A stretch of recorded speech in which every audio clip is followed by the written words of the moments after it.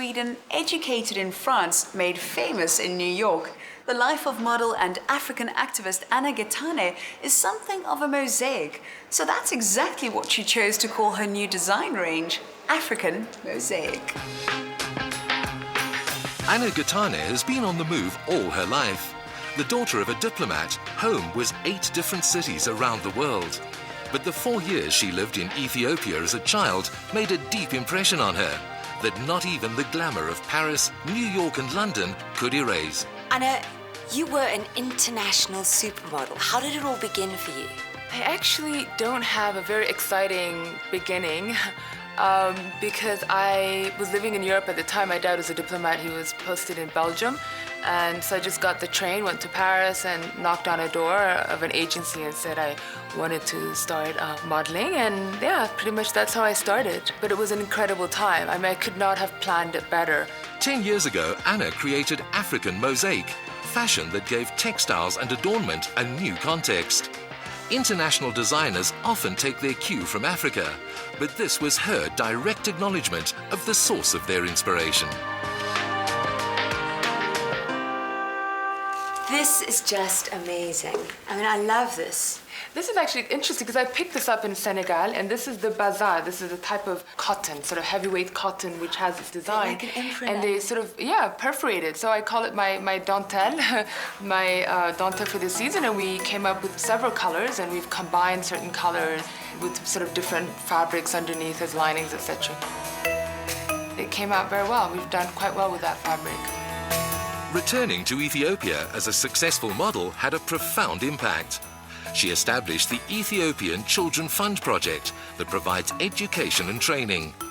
Supporting her good cause is only part of the appeal of the range. There is definitely this open-mindedness today of wearing something that's from far, that has a story behind it. And at the same time, there's this whole movement of trade and not aid and, eco-fashion and organic cotton. So people are kind of really moving away from that sort of mass-produced clothing, and there's a soul of an individual in every fabric. When it's handmade, when it's hand-dyed, when it's crocheted, and that comes from near and far. And people really want to hear that story.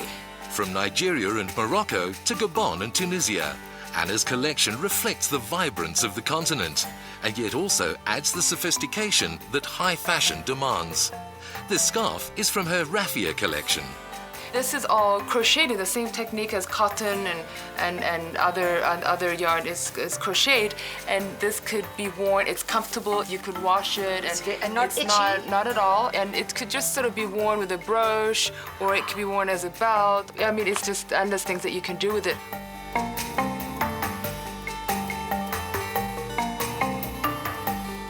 Thousands of miles away, Ethiopian children have a better life because of her work. It was inevitable then that her creative eye would turn to a label with them in mind. The Egyptian cotton range brings new meaning to smocking with style and fashion with heart. Anna, I have to say, these are the cutest children's clothes I have ever seen. They are just adorable.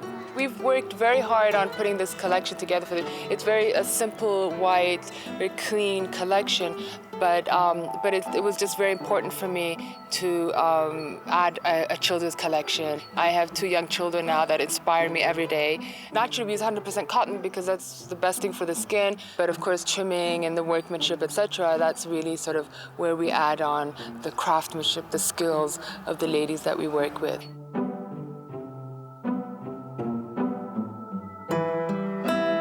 Fashion is moving away from the mass-produced, overly extravagant and frivolous to clothing with identity.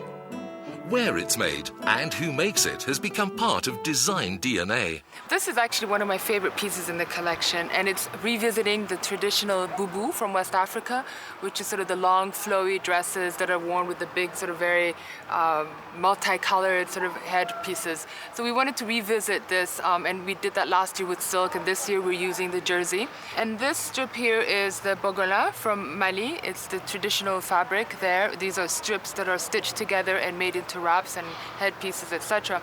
And we work this throughout the collection. I'm from the Congo, so I know what the bubus look like, and this is a newer version of it, so it's different interpretation, and it's a lot more elegant, and I feel very sexy. Anna's husband works for the United Nations, and for now, Johannesburg is home.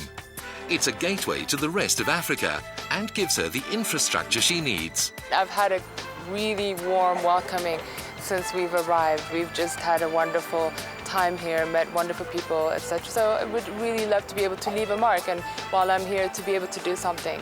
In the eyes of the public, a supermodel's life is instant fame and glamour. For Anna Getaneh, it was a small step in a much more important journey. Stay tuned for Small Town Dreams, Big Hair and a Broadway hit.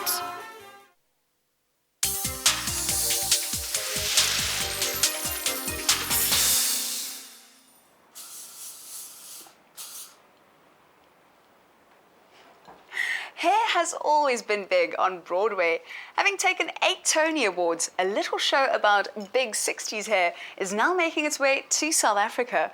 To show you it's all not a big tease, we dropped in on the New York production of